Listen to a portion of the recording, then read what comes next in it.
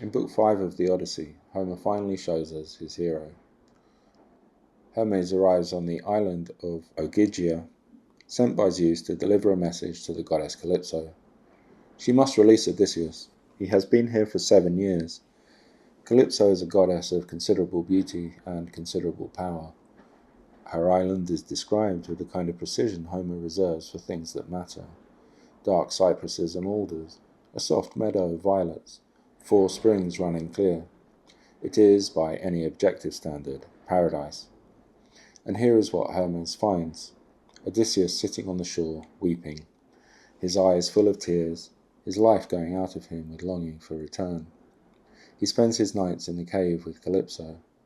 The poem is candid about that, but he spends his days on the shore, staring toward Ithaca. Calypso has offered him immortality, eternal youth, her own divine company forever. And he is sitting on a rock, crying for the sight of home.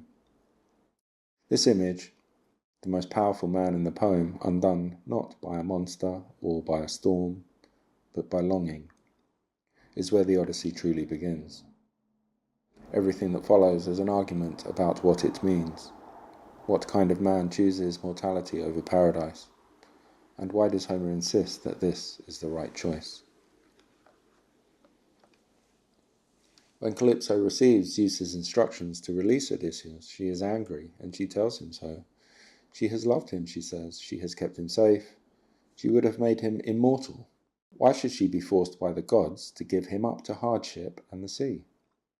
She goes to him on the shore and tells him he is free to go, and then she makes her case one final time, asking with the kind of candour that is one of Homer's most characteristic virtues, whether Penelope is really worth all this, whether the woman waiting on Ithaca can truly compare with a goddess.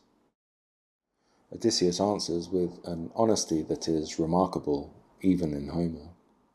He acknowledges that Penelope is, in terms of appearance and mortal stature, inferior to Calypso. He does not claim otherwise. He makes no romantic argument. He says simply that he longs for home, for Ithaca, for his wife, for return. Despite everything Calypso has to offer, and that his longing does not diminish. The exchange is one of the most philosophically precise moments in ancient literature. What Odysseus is refusing is not merely Calypso, or even immortality in the abstract. He is refusing the dissolution of the self that immortality would require.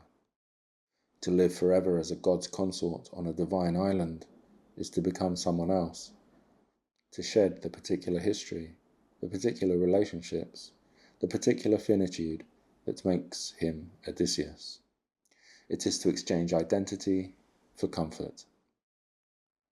The Greek word at the heart of the Calypso episode is nostos, or homecoming. Its root connects it to nous, or mind, and to the verb to know. Homecoming, in Homer's sense, is not simply a geographical return.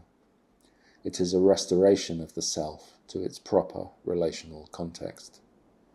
A recovery of who you are through the recognition of those who know you.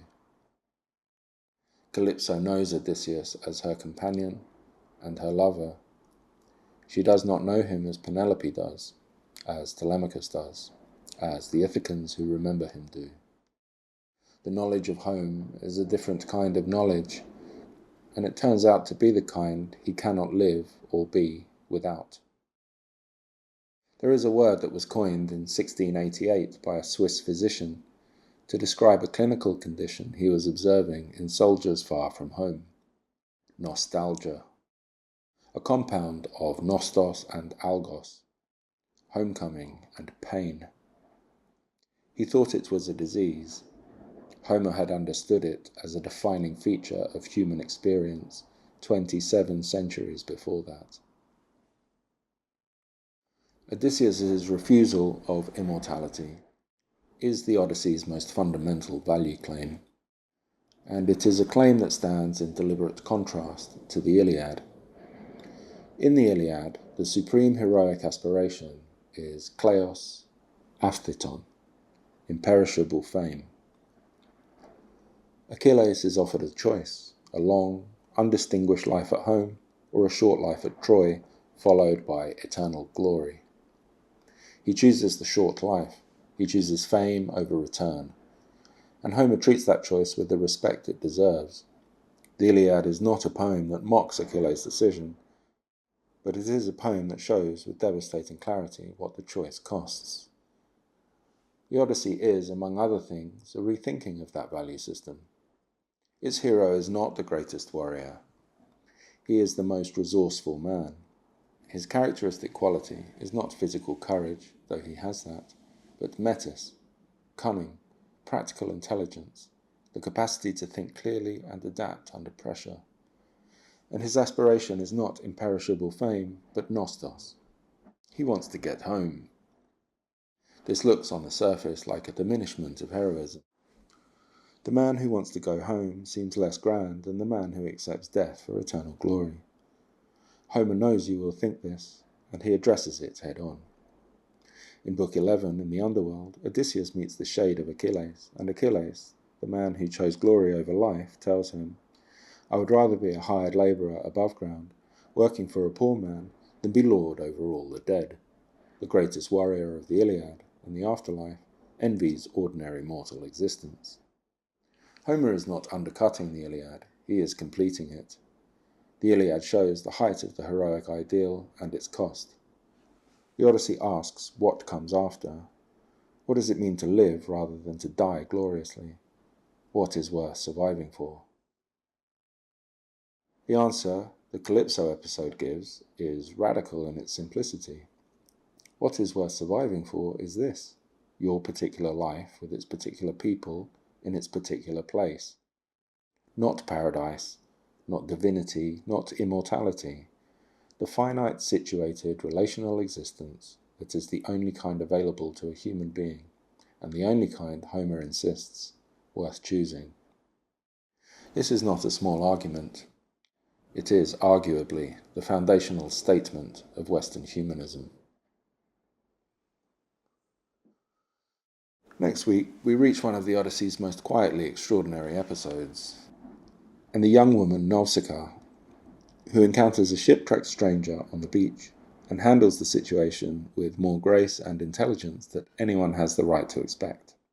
The Phaeacians are Homer's vision of what a good society looks like: prosperous, hospitable, devoted to beauty, and to the proper obligations of guest friendship. Homer gives them to us in full, and then removes them from the poem.